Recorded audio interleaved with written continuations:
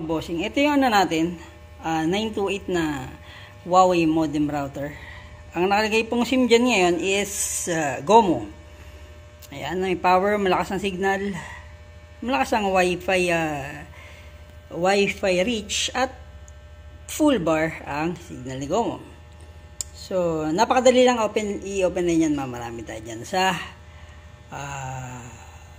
YouTube. Kung halimbawa nireset nyo kasi babalik yun sa factory default pag nireset nyo siya. Anyway, napakadali lang, napakadaling sundan. So, ito yung mga ginagamit noon, pero mas maganda yung 936. Although okay na rin naman ang 938. Hindi na naglabas ang globe nito. Tapos ito yung may optional na antenna na external. Kasi dati hindi naman ganun kalakas ng signal. So, ayun. Hindi ako sure kung 3G pa to, no? Pero siguro nag 4G na yata. Hindi ako sure. Ano ba lumabas taon to?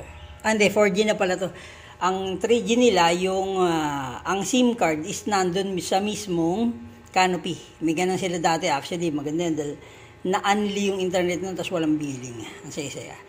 So again, mga bossing, ayan ang ating Globe Huawei modem router. Open line.